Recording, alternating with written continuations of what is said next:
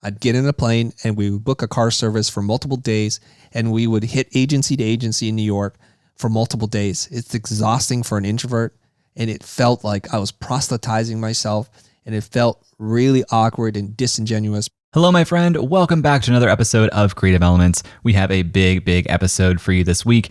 Today, I'm speaking with one of the most requested guests ever on this show, the one and only Chris Do. Chris is a legend in the creative world. He is an Emmy award-winning designer, director, CEO, and chief strategist of Blind, a brand strategy design consultancy. Blind has worked with some incredible clients. Let me just give you a short list of these clients: MLB, Wells Fargo, Honda, Intel, Microsoft, NFL, Nike, Showtime, EA, Google, Audi, Sony, Xbox, Snapchat, and Riot Games, just to name a few. And not only has Chris built an incredible agency, but he's also founded The Futur. That's Future without an E, which is an educational platform with the mission of teaching 1 billion people how to make a living online doing things that they love. Anyone doing client services knows that moving from client services all the way to content creation is a huge feat. There are all kinds of obstacles along that path,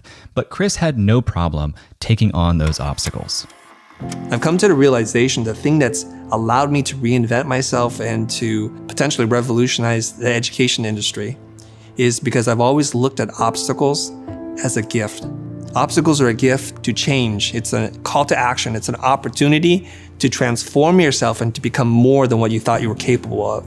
So when I went from being a graphic designer to a motion graphic designer to starting my own company, from doing motion design to doing brand strategy, and then ultimately content creation, making videos on YouTube, the key thing, the theme that brings it all together is each one of them had this inflection point. Was I going to stay down the true path, or was I going to try something different? And for me, fortune favors the bold. Go down the different path. It's an opportunity for you to grow. Chris actually started his agency Blind right after he graduated from Art Center College of Design in 1995.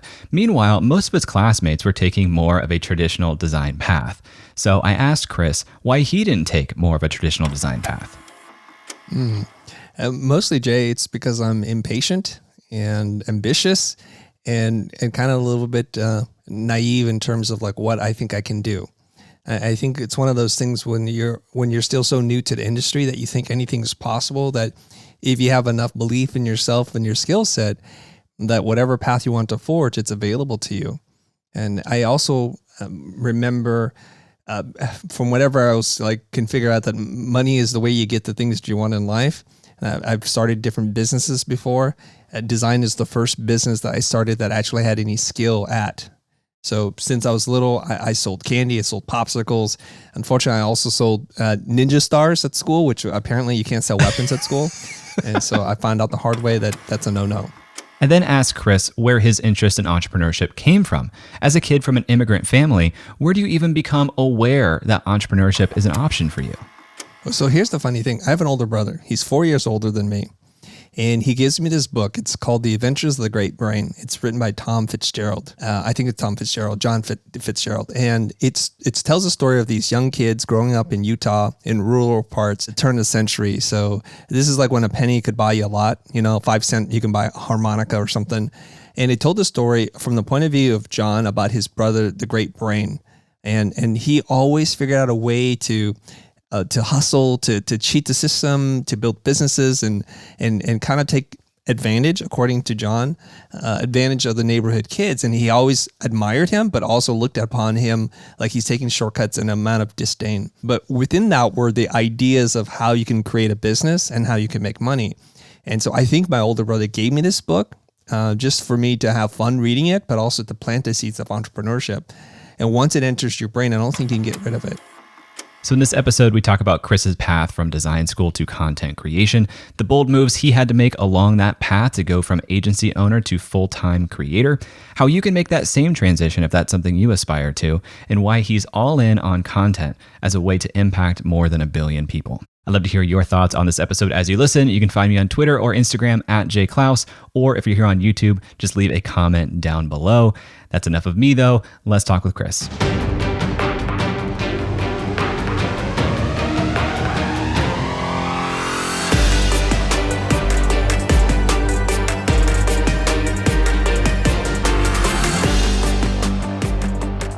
There were a number of classmates who were able to procure freelance opportunities before I had any.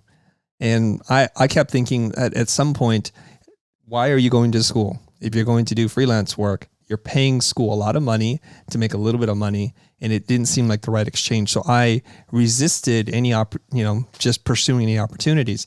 But as I felt enough confidence in my own skills towards the upper terms, when I was a junior and senior, classmates would ask, "Oh, hey, I'm a photographer.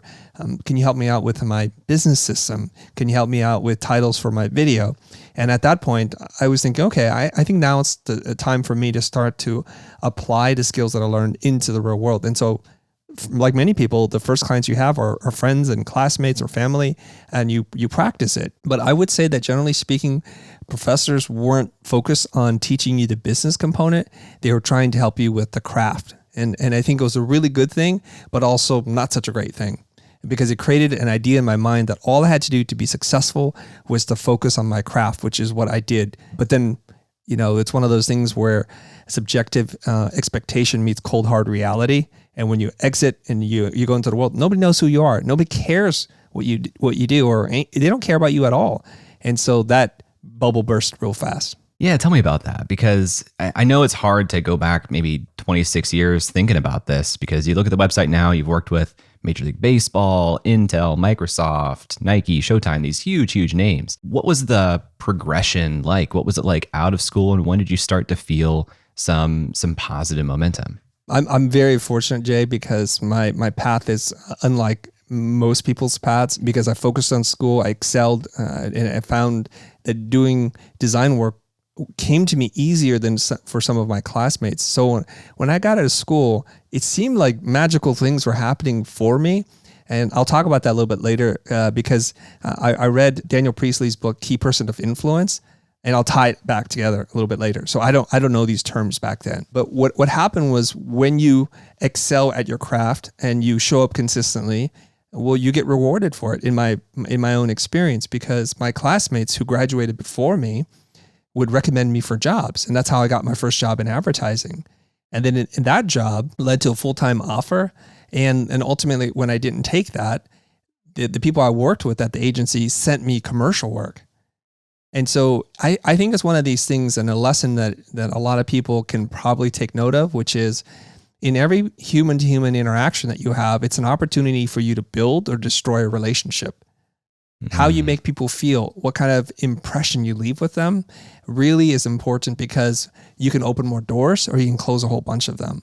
And so the one advertising student who was in my class, I think fifth term, which is about halfway through my schooling, she just remembered that I was this hardworking guy who did good work. And so when she needed a partner, she recommended me. And then that led to the job, and then the job led to freelance opportunities. So I got to work on commercials when I didn't have a commercial reel. And the same students that I helped out in school, one of them wound up being a very successful director and an advertising, an executive creative director. So they met a lot of people, and everywhere they went, when the word design was brought up, they would just recommend me. And then that's how I got a lot of leads. So I don't know anything about sales. I don't know anything about marketing or pricing or closing, but the work came because of those seeds that I planted. Oh man, what a gift. I talk to people all the time who are, trying to get their foothold and trying to get consistent work coming in. And it really seems like the type of clients that you beget more clients like that. And so if you reverse engineer it, it's kind of like, how quickly can I get that first client who really represents the type of client that I want, and start to make that a great experience for them, one, and then parlay that into future clients like that. Have you had a similar experience, or would you have any nuance to throw on that? Yeah, I think there's a concept I want to share with your audience, which is the concept of trading up. And I don't mean to say like I'm dissatisfied with this project or this client that I'm working on, but everything that you do and everything you make is an opportunity to represent the best of you. And then you can then take that and parlay that into a bigger opportunity. So it's just like the food chain. The small fish get eaten by the medium-sized fish, and then they get eaten by the bigger fish. And then eventually you wind up at the top of the food chain. And so the progression can be, okay, I'm working on really kind of regional TV spots on brands that no one cares about. but I'm gaining experience. And then the next commercial gig that comes up, that's a national spot that still no one cares about. And you just keep trading up from regional to national, from national to international, or brands that you really want to work with. And I see that happening. And so I think where people kind of get stuck is they say, I make ads for shoes, for boring shoe brands. And they never try to leverage that body of work to take that initiative to try to say, like, well, who else might need this? Well, their competitors might need this, or people in the supply chain might need it. So there are the people who supply the shoe manufacturer with the components that they need, like the sole, for example. There's a company called Vibram, and Vibram is the sole that's used in many hiking boots and shoes. It's a certain kind of technology. Or you might want to use some kind of waterproofing material for your shoe. So whoever manufactures that, you can reach out to them. So you can start to branch out. I think it just takes a little bit of imagination, a lot of initiative to start to knock on doors and see who else might need your services.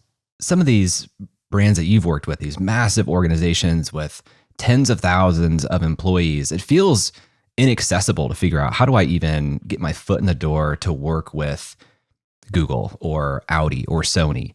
You know, when somebody is starting as a designer or someone just generally in client services, what do they need to understand about getting to a point where they can work with brands like this? How do you actually cross that chasm?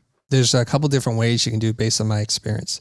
If you do something that's really noteworthy, that is remarkable, worth remarking about, eventually it will feed into the creative culture, and then people will seek you out. Now, that was the ideal way to do this, but it's not always possible for you to do because clients have limitations as to what they'll buy.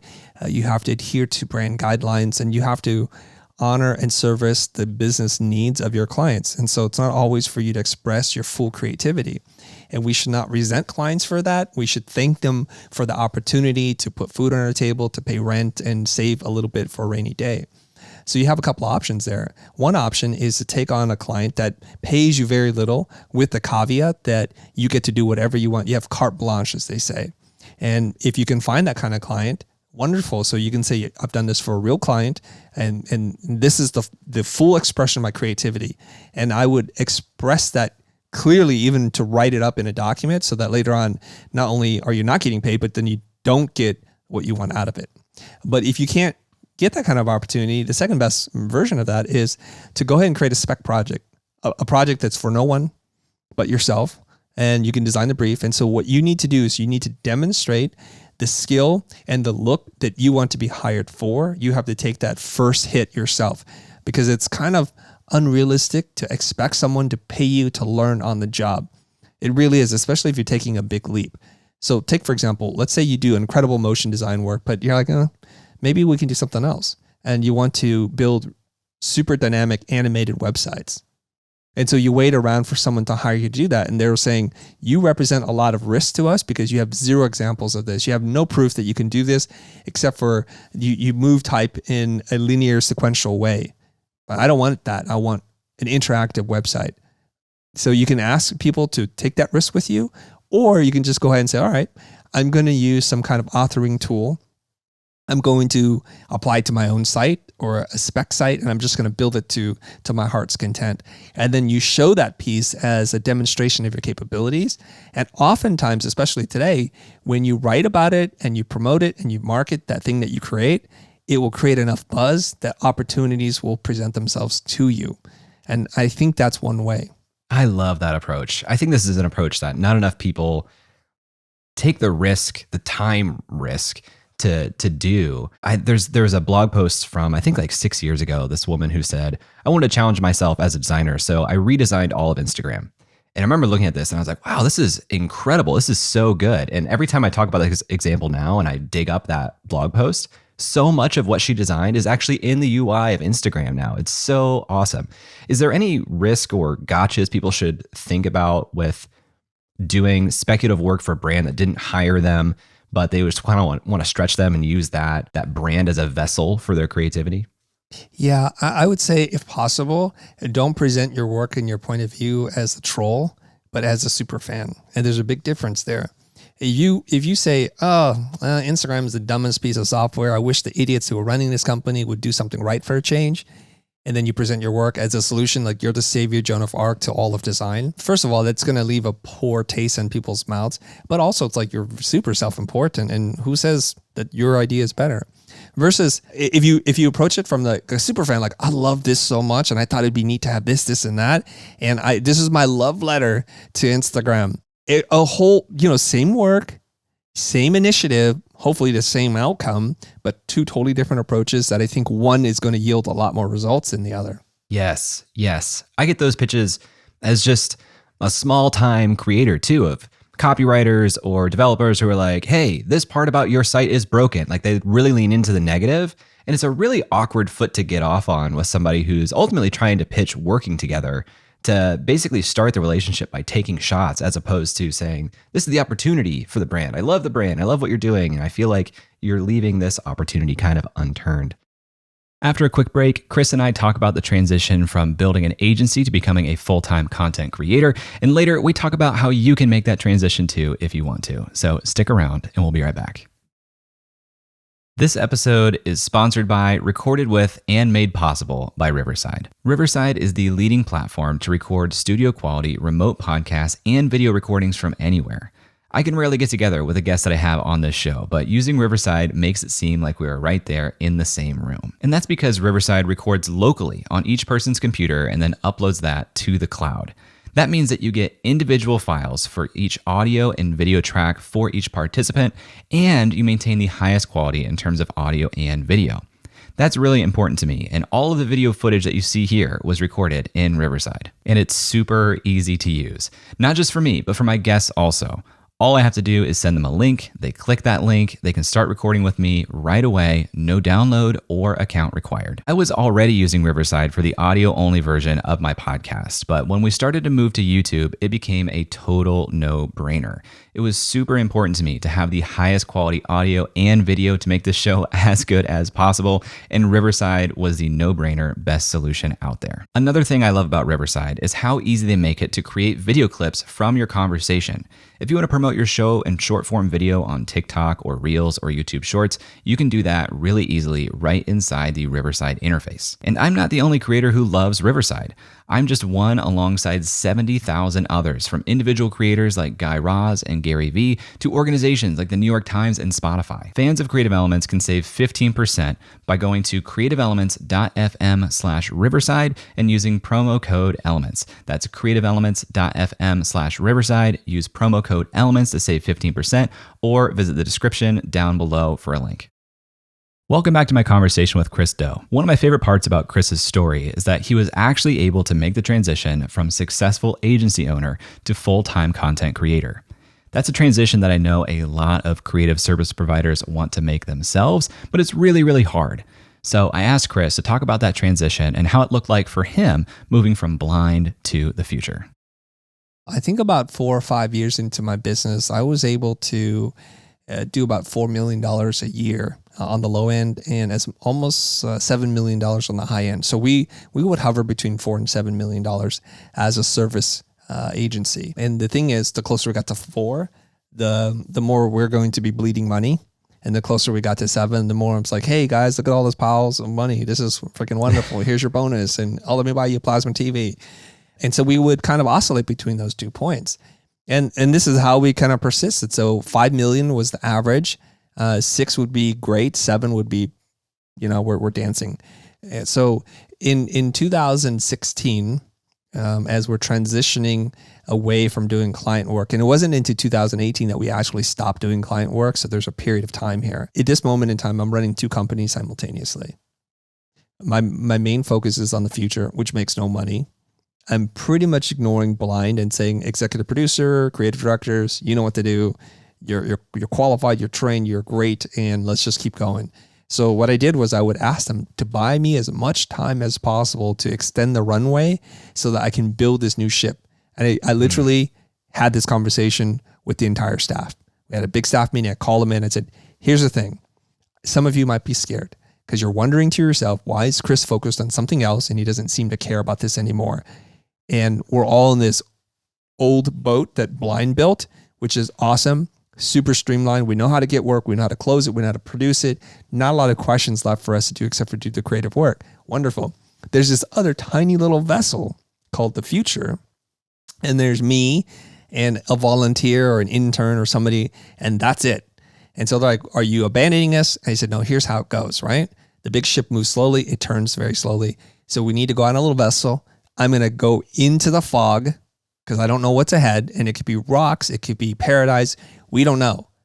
But mind you, there's a little string that tethers us together. So when I find the land of milk and honey, I'm coming back and I tell you how to get there. And we start to divert the resources from the main ship to the little ship. So that quelled a lot of fears, and then they have a roadmap, and this was really instrumental in people understanding. So why did I have this conversation? One, my business coach taught me this many years ago. Absent an explanation, people invent their own story. And generally speaking, people have dark imaginations. So like, okay, this is it for us. We're getting sacked and our careers are over and Chris hates us. And no, that's not the case at all. But the other purpose of telling the story is to help people self-select who would like to be on the new boat and who would want to go down with the old ship. And so a process began, and it's a little like bloodletting. Some people quit. I let go of some people, but it helped me solve this problem because people are like, we don't understand content. We don't like what you're doing. We feel safe doing this. We'll just do it for ourselves or for someone else. And so my executive producer, my first executive producer is like, his name is Tobin. He's like, Chris, I got to look for other things. I'm like, cool, you do that. And then Scott's like, Chris, a couple of years later, he's like, I have an opportunity to start my own business. I'm like, congratulations, Scott. I'm super proud of you. And he's still doing that today. And so both of those guys are doing really well, both Tobin and Scott. But what I had to do was to let them know ahead of time and not just pull it out and say, guys, you have 30 days, goodbye. And that would be irresponsible of me as a business owner and as a manager and as a leader. How big was the team at Blind at that time when you were making that strategic shift? I think we were probably 15 or 16 people. And we would swell up with a ton of freelancers. So our core group was relatively small, and sometimes the freelancers would outnumber the staff that we had. Now, keep in mind that Blind as a studio had about 9,000 square feet of studio space. So we can easily get 50 or 60 people inside the building to do work, including 3 editing bays, etc. And so it was designed to expand and contract based on needs. And so we were fine with our core team. And we would just staff up as needed. Was that about the same size as when you're saying a few years in, you're doing average $5 million per year, and on the 4 million side, that was not good financially? I'm trying to understand, the expenses and how big a team needs to be. Yeah. So I've had to go through probably a series of, I think, 4 layoffs. I don't like to count these things. It's a horrible feeling, but I think I've had to lay off 4 groups of people throughout the 20 plus year history of Blind. And it is very painful. And sometimes I let people go because the company's shifting and I can't see that these people are going to make it to the next shift. And the times in which it's hurt so much, which is we don't have money. We're going to run out of money. I need to let go of people who ultimately I love, but I can't justify the expense of keeping them on. So there was a period in time when I had a visual effects supervisor, beautiful man, just did incredible work, but it was just like one of the most expensive people on staff, and I wasn't getting enough of the work to support that. At this moment when you're making this shift, was it, I have this vision where I think the future is headed, like the idea of the future, not the brand of the future, and it's content, so I'm moving in that direction? Or was it, I've been doing client services for 25 years or so, I'm ready for my next challenge? What was driving the change for you? Okay, I'm glad you asked this question. The first thing is, I've always wanted to try to work really hard so I can make enough money so I didn't have to work anymore. So that's the whole idea that your money makes money for you, right? And all the wealthy people, they no longer do what it is that made them the money in the first place because they're shrewd with investing. And I had some imaginary amount that I needed to make. I don't spend a lot of money, relatively speaking. And I had a meeting with my financial planner one day, and I was told by my wife, I need 2 more good years from you. Let's kind of put away 2 good years of revenue and profit, and you could do whatever you want in your life, and it'll make me feel good. I'm like, okay, great. I have no idea how much money we have. That's my wife's business, right? So I'm meeting with my financial planner, and I asked him this question. His name is John. I said, John, I just need to know when I can retire. He goes, what? This is a strange concept for him because you're in peak earning time right now. So he's like, Chris, I looked at your numbers. You could retire yesterday. I'm like, what? He goes, yeah, you have enough assets. You don't spend any money. Everything's fine. You don't need to work. And that created some kind of existential crisis for me because I always thought the marker was 2 years away. And then to find, oh my gosh, it's right now. I can stop working right now. It made me really think and dig deep into my soul. What is it I want to do for the rest of my life? I definitely don't want to be, and I'm using strong language here, a slave to a corporate master. And that's really what commercial advertising is. It's fun work, but it's still, you're like a high-end slave because they tell you they want more of this, less of that, and they want you to submit 4 more ideas. You say, yes, sir, and you just do it. And that's the name of the game, right? And few of us are in that position where we're so good that we get to dictate the terms. There are a couple. Like if your name happens to be David Fincher, you kind of probably have your own way. Or maybe Ridley Scott. But the rest of us, mere mortals, we got to do what the client wants. And it's kind of a tough position to be in. And so now that I'm free of this thing, and it's the purpose question, is beyond money, why do you exist? So if I take away the need to make money to provide for my friends and my family, then what else am I going to do with my life? Well, I love teaching. I'd like to figure out a way where I can teach and not go into debt. That's the critical part. And so that clearly says this must be the new thing. And I'm just tired of doing client work. Did you want to basically absorb Blind as an in-house production team for the future? Were you trying to inspire the team to say, hey, if you want to self-select into this is what we're going to do. We're still creating things. It's just going to be for us as opposed to for clients. Yeah, I needed teachers, educators. I needed content people. I need people to help me produce the content, to edit, to add design and typography. And I needed people to learn marketing. And so it was a tough transition, I have to say, because people who are great creators, they need someone to work for. They need a task. They need a schedule. They need objectives and parameters. And to be self-directed, it's a beautiful and simultaneously a very scary thing for some people. And so it was a really hard shift. The other hard shift was we've been working for 20 plus years, refining pixels, choosing the exact shade of yellow, and that's how we're trained. And we get paid to pay attention to those details. But those same skill sets going into creating content for YouTube are overkill, unappreciated, and sometimes comes across as being overly produced and commercial-like in a bad way, right? It's like we want true and authentic video. So rough, ugly video with a good message is better than highly produced, slick editing, multi-cameras. That's not really, especially for our kind of content, educational content, that's not what people want. Of those 16 or so folks that were at the agency when you made this switch, how many-ish were able to make that transition or interested in making that transition? I think a little bit more than half. That seems like a higher proportion than I would have expected, actually. Yeah, because I'll tell you why, and there's a good reason why. So years before we came up with the idea of the future in creating content, we went through a cultural redefinition. So we wanted to understand what our core values were. I tried to write my core values, and it's a really difficult thing to do. So I just stole them.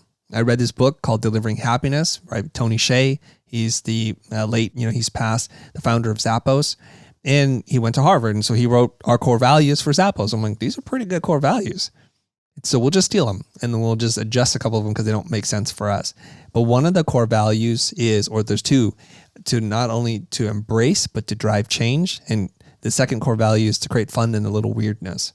And so what happened during this cultural shift is it started to self-select other people as well. Because I said, from this point forward, these are our core values. They represent what I think we're about. And I give you plenty of opportunity to get on board with this kind of stuff. And also, if this doesn't sound right for you to leave. And that was a very painful 2-year process because I knew there were people who were not going to fit, but I gave them every opportunity to make that jump with us. Sadly, they didn't, and I either let them go or they quit of their own accord. And so now we have this super fun group of people who are open to change and want to innovate and try different things. And so that made that transition to the future much, much easier. How smooth was that transition? Did it go according to plan? And I'm trying to also understand, had you begun testing the waters of content creation before the Future, the brand, existed and started to build momentum before the big kind of unveil and pivoting to the team? Absolutely. So I started actually making content in 2014. January of 2014, we dropped our first video. I did it with my former business partner. His name is Jose. It was called The School, which is a brand that he created. And he had experience in creating digital products, creating content for YouTube and doing digital marketing. So I followed his lead and we did this and we didn't make a whole lot of money. I think the first year, I think we made $18,000. It was not super impressive numbers. And it grew, but it grew very slowly. And these are very small numbers. So we would joke that after 3 years of running the company, we don't even make enough money to pay the salary of one of us, either Jose or myself. And so we had different visions about how to grow and build an education company. And so that's when we parted ways. And that's when in 2016, we reformed ourselves as the Futur. Hi guys, welcome to Art Center. My name is Chris Doe. I graduated Art Center in graphic design in 1995. Welcome to our studio. We're here in Santa Monica at 1702 Olympic.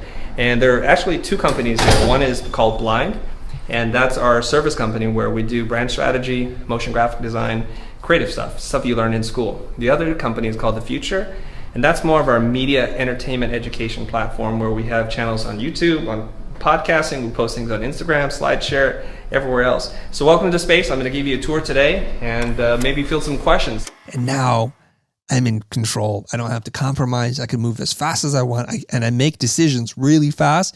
And I expect my team to move as fast as the decisions are being made. And it's tough for a lot of people. And so all of a sudden, with this focus energy, the same energy that I had, the same kind of business acumen that I used to run Blind was now focused into the future. And so now we're running, and all of a sudden we start making real money. And some of the team members said, Chris, I'd love to help. I'm like, fantastic.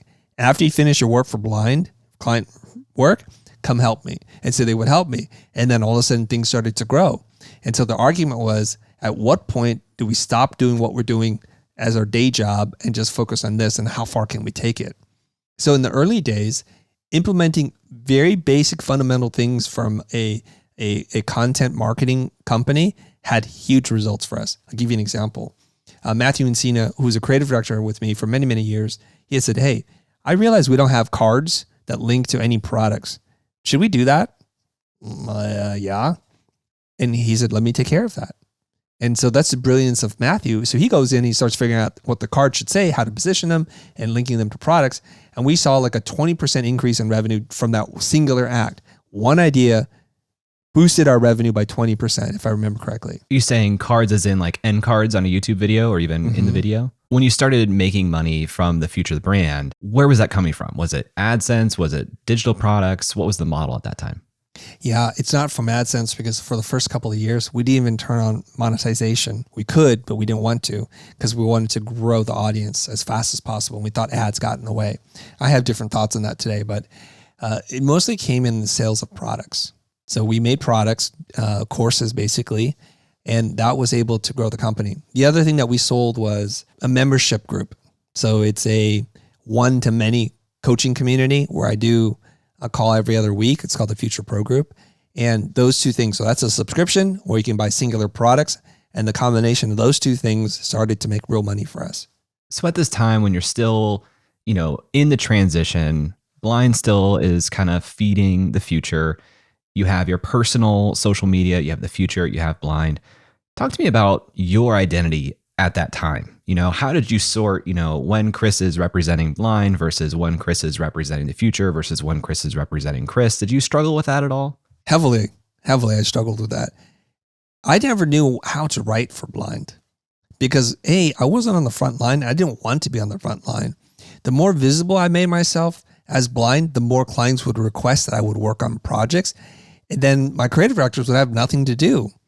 And then I would pay people to do work that they're not doing. And then I would be shouldering the responsibility. So it was a very intentional thing at the very beginning, not to call this Doe and Associates or Chris and Friends. And I made a point to always highlight the creative directors and to take a back seat. You'll notice something. In most creative agencies, the owner's name or the creative director, whoever it is, the big shot, they put their name on every single thing. And they're usually leading the PR. So when they're interviewing the creative team, it's almost always the owner or the ECD or whatever, and not so much the team. was like, I don't want to do this. This is not about building and propping me up. I don't need nor want that kind of attention. And so whenever we ran articles and posts, oftentimes my name was not even included in anything. Whether I had a role in it or not, it didn't matter to me. I wanted my people to have the praise and the recognition. It was good for them, and it was a good business model for us. So when it came to writing content for Blind, how do I write this? Whose voice do I adopt? Because surely I don't speak for Greg, I don't speak for Matthew or any of the other creative directors. I just can't. And it wouldn't feel right. So the copy that we wrote wound up being very watered down corporate speak. I couldn't say anything because I didn't want to offend anyone and I don't want to alienate clients. And so it was like, oh, here's a challenge that we overcame for this client and look at these amazing results. Super boilerplate PR stuff. And it went out as such. And so very rarely would we work on a project where there was actually organic interest in the content itself, except for what we pumped out there. So when we started the school and then mutated into the Futur, it was the first time that I could just write in my own voice, because you know what? There was no one else. There was one person who was a volunteer working for me for like pennies. You know, I'd buy him lunch. It's not going to be his voice. He's learning from me. And so I would write and I would respond in the I versus the we. And I got some blowback from that on Facebook. So people are like, hey, Chris, shouldn't you be writing we? Isn't this a team and a company? I'm like, we are not writing this. I am writing this. This is not our opinion. This is my opinion. And I said, I've tried the other way. I'm going to try a different way. And I'm okay with that. And so I would tell people, and you know, maybe not in the nicest tone, if this doesn't work for you, friend, find some other place, because I'm not going to change. And so I start to lean into my perspective, my personality. And to this day, I still write I. So anything that comes out with the word I in it is going to come from me. If you hear the we, it's going to come from the team. I was going to ask how that plays through today. So the team, when they're creating on behalf of the Futur, what type of guidance do you give them? Are they trying to put on a Chris voice, or are they putting on a Futur voice, or are they being themselves as a team member and they're kind of named? That's a really good question. So we had this young woman who was a marketing major. She's originally from the UK and she wanted to intern for us. And this is when I know nothing about social media at all. And she comes in and she starts looking through the videos and she starts writing as if I created it. And so she was able to grow the Futur's Instagram account to like 2x what I had. I was like, this is really strange. Wow. First of all, wonderful job. But, and she's so good at doing what she did that when my wife was scrolling through Instagram, she's like, oh, honey, you did a good job with this post. I looked at it, I'm like, it sounds like me, but I did not write that. She goes, well, who did? I said, it's Elle. Elle wrote these. And she goes, she's good. She fooled me and I know you. And this sounds just like you. So Elle has this knack for going through our content, which there are hundreds of hours of content to scrape through.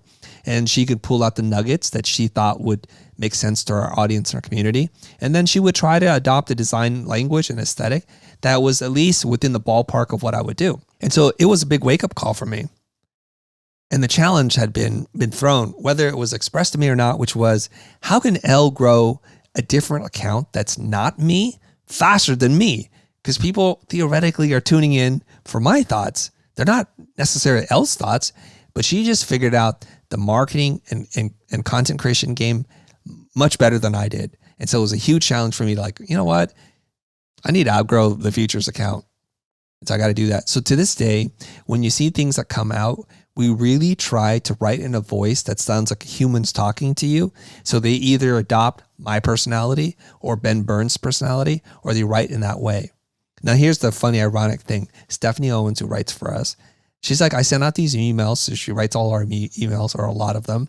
And people are like, oh, I love the Futur's email. It sounds like Chris is talking to me. And she would smile at me. She's like, That's our little secret. When we come back, Chris and I dig into how you can make that same transition from client services into full-time content creator right after this. Hey, thanks for watching Creative Elements. This is a brand new channel here on YouTube, so liking the videos, leaving comments, subscribing to the channel, sharing the show, all that support goes a long, long way right now. It is all seen, it is all appreciated. And even though this is a brand new channel here on YouTube, I've actually been conducting interviews with creators just like this for more than 2 years. There are more than 100 interviews that you can go back and listen to with creators like Seth Godin, James Clear, Cody Sanchez, Tori Dunlap, even YouTubers like Ollie Abdal, Matt Diavella, Roberto Blake, and Marie Poulin. I've actually created some playlists for you to help get you started, to dive into some of the best episodes that we've done to date. Just go to creativeelements.fm/playlists. The link is also down below in the description, but you can filter episodes there by platform or medium. If you want to just look at episodes with YouTubers or just episodes with Instagrammers, you can do that with those starter playlists at creativeelements.fm/playlists. And again, the link is down below in the description. Hey, welcome back. Now that we've heard Chris's experience going from full-time client services to full-time creator, I asked him how others can follow in that path and make the same transition. It's a big transition. It's not for everybody. So I'm not here to tell you it's for everybody. I know you're going through this transition or have gone through it yourself, and where your passive income, your content creation money is rivaling your service money, right? So it's like we have to make these decisions. And I think it's important for people to try things before they make a decision one way or the other.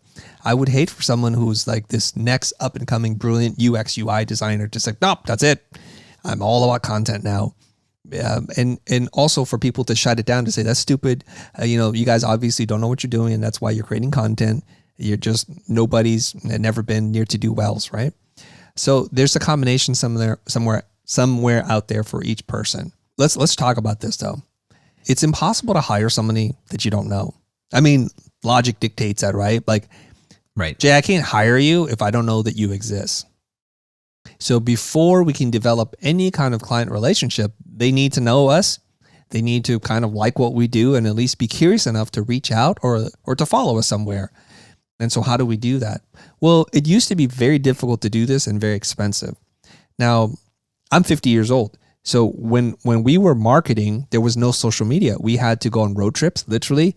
I'd get in a plane and we would book a car service for multiple days, and we would hit agency to agency in New York for multiple days. It's exhausting for an introvert, and it felt like I was proselytizing myself, and it felt really awkward and disingenuous because I'm here to show you work that you're probably not interested in seeing, but because we're buying lunch, you're going to show up and pretend like you're interested.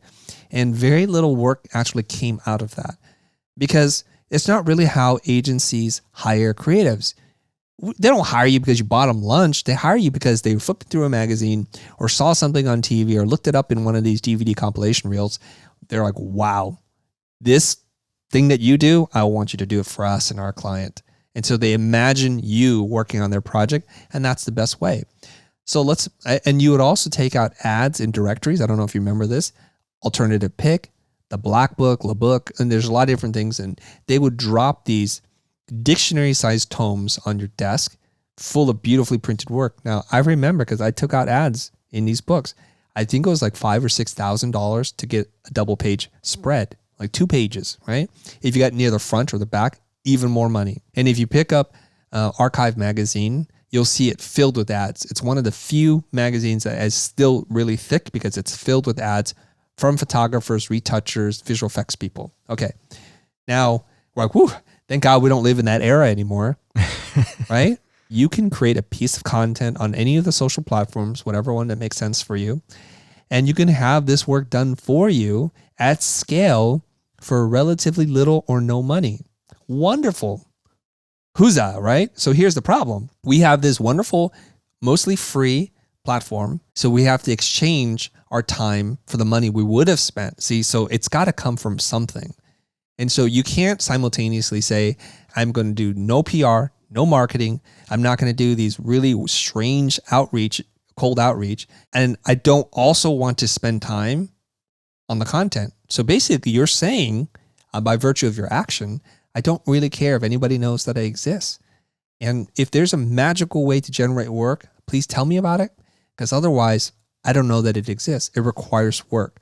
So let's embrace this idea that to get known, you have to do something that people want to talk about to follow, to see, and to share. And that is called content marketing. Yeah. I was just listening to a conversation between Pete Holmes and Ben Stiller, and they were talking about the new Apple TV show Severance, which I just binged after listening to this interview because it was so compelling. Ben Stiller said that he found the guy who did the opening sequence on Severance just on Instagram. And it's a guy that I already followed because I remember he did an animation and then he got it featured in one of those kind of aggregate accounts. I think it was like Between Mirrors. And that blew up his account, and that got him in front of Ben Stiller, and that got him Severance, which is probably going to get him just any opportunity that he wants at this point. But it was probably a hustle for him to get Between Mirrors or any of those accounts to feature him. Like, there's still work that needs to be done. Between Mirrors isn't just following every animator and every designer and picking things out. They don't know that they exist either. That's right. And today, I feel like, and to tie it back together with one of the questions you asked earlier, which is you're probably 2 or 3 people away from who you need to know that's going to change your life. It's only 2 or 3 degrees of separation, with apologies to Kevin Bacon. It's only 2 or 3. And so within your network, there's someone who knows someone who can get things done. And I've experienced this many times over, both as a service professional and as a content creator. I remember when we hit a brick wall on this job for a breakfast product, and we couldn't figure it out. We had teams of people working on it. We were burning so much money, and they could not solve the problem. And then I walked in because the team was like stressed out of their mind. Clients are losing faith in us, and I don't know what we're doing because we're just going to hemorrhage money here. I walked into the edit bay, and I asked this compositor that I trust. His name is Alan. I said, Alan, what we're trying to do is this. This does not seem that complicated. Do you know anybody? This person has to exist. He goes, I don't, Chris, but I'll look into it for you. A day and a half later, he calls me back. He's like, I got a guy for you. And he introduces me to him, and his name is Riff Dagger. Super cool name. And Riff is a one-man prodigy, genius, procedural animator that just like you just can't believe. And he sends me his demo reel, and I'm like, you worked on the end of tomorrow? Oh my gosh, with buildings blowing up and just things turning into dust, and that's exactly what we need. And he says, Chris, here's the thing. I'll do a test for you for free. And if you like it, let's work together. If you don't worry about it. And his test had made more progress in one day than this entire group of people, 2 teams of people, for 2 weeks in one day. And I'm imagining, wow, this is not even his full-time thing. So he shows it to me. I said, this has a lot of promise. And so here's what this is the ugly side that people don't usually talk about. So I came back to my team. I said, look at what this guy did in one day. And we have 8 people working here right now, and we're not any closer. I think you need to get rid of the team. And so one after another, they were called into an office. This isn't working, guys. I'm sorry. We're like killing the booking. We're running up against a wall here. And this one guy, his name is Riff, he charged me $1,500 a day, which is a lot of money. It's more than I've ever paid anybody per day ever. And then my producer comes back and she's like, Chris, we don't do that. That's out of our parameters. And I said, you know what? Let's look at the economics. You have those 8 people. Let's just say they're $500 a day. They're not. They're more than that. That's $4,000 compared to $1,500. It's not really the number of bodies we can throw at it, but the results that we want. Pay the man. Let's move forward. And in many ways, it wasn't a perfect solution, but Riff did save our butts. He really did. So that's the story about, you're only 2 calls, 2 people away from having an answer. But the second story as a content creator is this. On social media, I'm always thinking, I need to work with this company. I want them to sponsor us. And I don't know how to get in touch with anybody. I'm not that resourceful. So all I have to do is go on the internet and type in on one of the social platforms, hey, I'd love to get this person to help us. Does anybody know? And this has happened when I needed to get in touch with G-Star. Somebody who knew somebody would say G-Star and they tagged them. I got in touch with the marketing director like within 24 hours. I wanted a Google Jamboard. I got one shipped to me within 3 weeks. And this is the wonderful thing. So I think there's some phrase somewhere. I don't know, but ask and you shall receive. It's kind of like that. Yeah, man, that's the magic. And I experience this just a little bit more all the time as the audience grows, just a little bit. Those doors are a little bit easier to pry open. What would you say to folks who are earlier on in their journey who know that part of the magic is building relationships in the content realm and doing collaboration. What type of exercises or encouragement would you give them for building relationships in the earlier stages when they don't have a ton to offer yet? Okay, I have a clue on how to do this because I've seen it done wrong so many different ways. Please do not reach out to people and say, I'd like to work with you. That's nebulous. I don't know you. I don't trust you. Why would I do this? And I don't have the time to look into this. Your whole point of working with someone, whether it's a more experienced artist or a person who's got a bigger following or potentially a client, is you have to figure out how you can be of use to them. Don't ask them to figure that out. And this requires work. It means that you have to go through their feed. You have to like consume their content and say, oh, okay. Like for example, Jay, you produce a podcast, right? Perhaps I'm listening to it. I'm like, you know what? I think Jay needs some really cool hip music to underscore the stories that he's telling. Let's just say. And I happen to be a composer. So rather than reach out to you, yo, bro, I love your podcast. Let's do something. Let's collab. You're probably sitting there like, and then the worst thing that you can do is say, hey, let's get on a call. Let's schedule a call. I was like, let's have a meeting. I don't know about you. I'm really busy these days and I'm not going to take a meeting because I've learned that many of these meetings are a complete waste of my time. They're just there to pitch and sell me something and there's no relationship. So rather than do that, just say like, hey, Jay, I listened to episode 42 and there was something that was really touching and I had an emotional connection to the story that was being told. And I wrote a piece of music and I just happened to cut it back into it. This is just my gift for you to listen to. If you find this to be interesting, of value, I'd love to talk to you about how I can help you with more music. This doesn't have to be an exchange of money. Are you open to the idea? Now, I just made that up on the fly, but imagine that you got that message, Jay. Would you be willing at least to consider talking to this person? For sure. And you just framed it in the way you're talking about earlier in this conversation, which wasn't like, hey, Jay, your podcast is missing good music design or sound design. So here's what you should do. It was, I listened to this episode. There was this touching moment. Imagine now that same moment underscored by this. You went the positive opportunity route, which again, also is such a better foot to start on. So yeah, absolutely. When you make the fidelity that much higher, where you lower the bar to me just saying yes to something or no, as opposed to, having to connect the dots and imagine what working with you could be like, of course I'm going to consider that. Yeah. So there's a general rule here. Don't say it, show it. Show me the money. Show me the proof. Take that. And there's another expression, which is close the imagination gap. So don't say, imagine what it'd be like to work with me. Imagine all these things. Just prove it to me. And here's the one of the clearest examples I can give. If you're an email marketing copywriter, man, if your email marketing sucks when you're trying to sell to me, I'm deleting you right away. And so I find that the people who can write in ways, I'm like, whoa, you got my attention. And then at the bottom, it's like, did I get you to read to the bottom, Chris? If I did, imagine now what I can do for you. They demonstrate it. They prove it, right? Don't write in, I'm an amazing email marketing copywriter that gets 80% conversions. I don't believe you. I'm deleting this because I'm not reading the next sentence. It's not compelling to me at all. Absolutely. So today, sitting here, the Futur has almost 2 million subscribers on YouTube. You're getting closer and closer every day to your 1 billion person goal. What's still a struggle for you today? What's hard for you when it comes to content? To answer that question, I have to ask you, how long is this podcast? Because we struggle with so many things, Jay. Let's not kid ourselves, okay? At my root, at my core, and tied to my purpose and my mission is I'm an educator.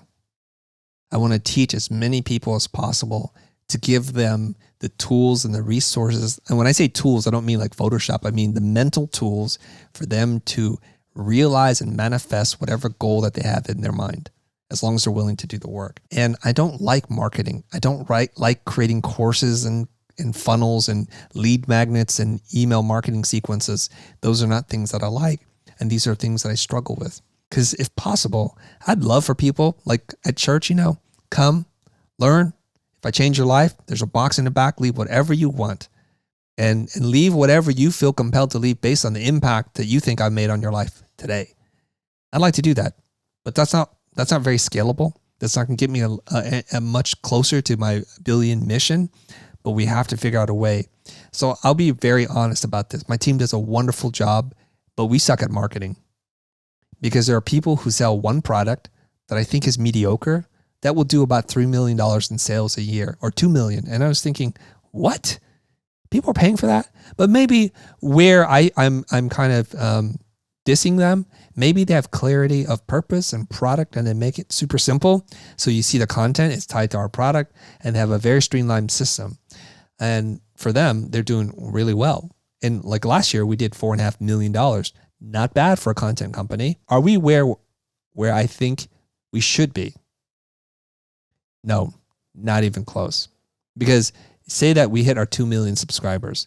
If each one of those million subscribers gave us $4 a year, just $4, we would have $8 million in revenue. So there is some kind of disconnect. Now, people often comment on our YouTube channel that they're like, I cannot believe this content is free. You've helped me to quadruple, 10x my fees. I feel like I'm stealing watching this content for free. Like I have to shower afterwards. Well, some of y'all step up. Help us out a little, will you? I hope you enjoyed listening to this episode as much as I enjoyed hosting it. Talking to Connor while editing this episode, he called Chris a clip machine, meaning anything that you take out from Chris's story is worthy of being clipped, put on social media. That's really high praise, and I agree with it. So if you enjoyed this episode, please subscribe to the channel or leave a comment down below on YouTube. If you want to learn more about Chris, you can find his website, thefutur.com. That's future without an E, or thechrisdo on Twitter and Instagram. Links to all of that are in the show notes. Thanks to Chris for being on the show. Thank you to Connor Conboy for editing this episode. Thank you to Nathan Todd Hunter for mixing the audio and Brian Skeel for creating our music. I appreciate all of the feedback I get on Twitter and Instagram. So if you enjoyed this episode, please tag me, let me know. Otherwise, thanks for listening, and I'll talk to you next week.